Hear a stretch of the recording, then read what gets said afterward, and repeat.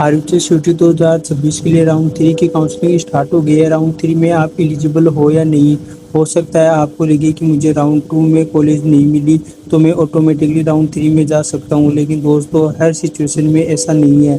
RHS ने round 3 की counselling के लिए एक पूरी टेबल जारी की है, जिसमें राउंड 1, राउंड 2 में आपके साथ क्या हुआ उसके बेसिस पर बताया गया है कि आप राउंड 3 के लिए पार्टिसिपेट कर सकते हो या नहीं। और आज मैं इसी टेबल को एक एक सिचुएशन के साथ बिल्कुल सिंपल लैंग्वेज में समझाऊंगा, तो इसलिए वीडियो को एंड तक जरूर देखना। और इसी वीडियो में मैं आपको शीट मैट्रिक्स भी बताऊंगा। तो अगर आप चैनल पे नए हैं तो चैनल को सब्सक्राइब जरूर कीजिएगा और वीडियो को लाइक शेयर जरूर कीजिएगा। तो चलिए देखते हैं। RHS 2026 के लिए राउंड 3 की काउंसलिंग को लेकर इंपोर्टेंट नोटिफिकेशन रिलीज हुआ है।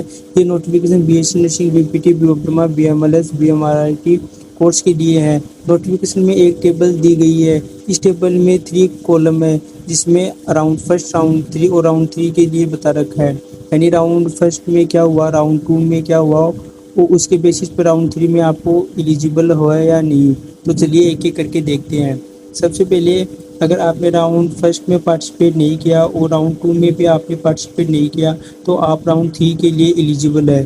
फिर नीचे देखते हैं। फिर अगर आपने राउंड 1 में पार्टिसिपेट नहीं किया लेकिन राउंड 2 में पार्टिसिपेट किया और सीट अलॉट नहीं हुई तो आप राउंड 3 के लिए एलिजिबल है।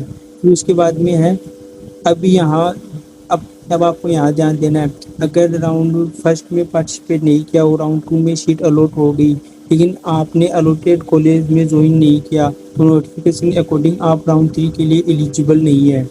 फिर नेक्स्ट है, अगर राउंड 1 में पार्टिसिपेट नहीं किया, राउंड 2 में सीट अलॉट हुई और आपने कॉलेज ज्वाइन भी कर लिया तो टेबल के अकॉर्डिंग राउंड 3 के लिए आप एलिजिबल है, यानी आप अपग्रेड करवा सकते हो। फिर उसके बाद में है, अगर राउंड 1 में आपको सीट अलॉट नहीं हुई और सेकंड में आपने पार्टिसिपेट नहीं किया तो आप थर्ड राउंड के लिए एलिजिबल है।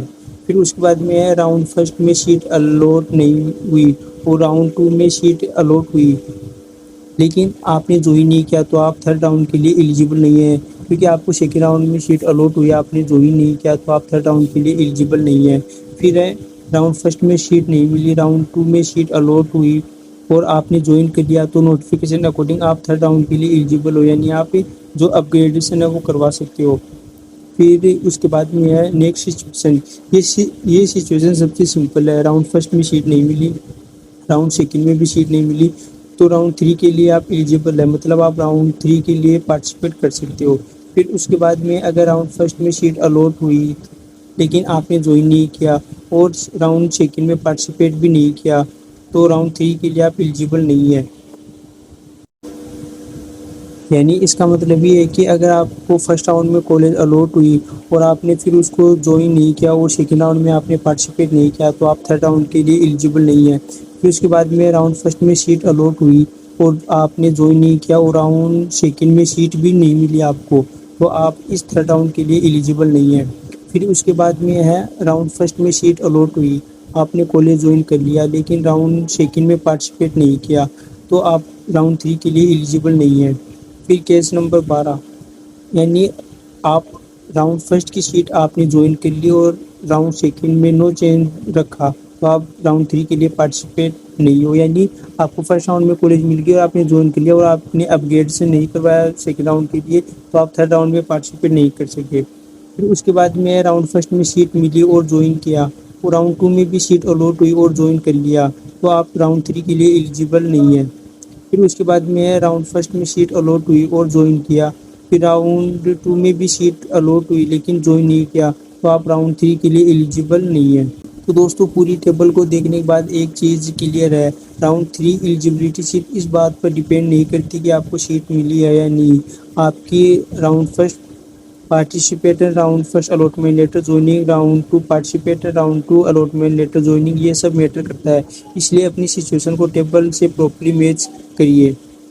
अब आता है सीट मैट्रिक्स। तो ये देखिए कि अब मैं आपको सीट मैट्रिक्स को दिखाता हूँ। तो ये आप देख सकते हो, इस सीट मैट्रिक्स में सभी चीज़ें दे रखी है कि किस कॉलेज की कितनी सीटें खाली है। तो ये लास्ट राउंड है, आप ज़्यादा से ज़्यादा कॉलेज भरे। मैं उनको बता रहा हूँ जो कॉलेज इस साल लेना चाहते हैं, जो प्राइवेट कॉलेज में एडमिशन लेना चाहते हैं। तो अगर आपके मार्क्स कम है तो आप ज़्यादा से ज़्यादा प्राइवेट कॉलेज भरे, आपको ज़रूर कॉलेज मिलेगी। और जिनके कम मार्क्स है वो फिर से प्रिपरेशन स्टार्ट कर दे اور جن کے بارڈر لائن پہ ہے تو وہ پھر گورنمنٹ کالج بھر دو، وہ مل جائے گی۔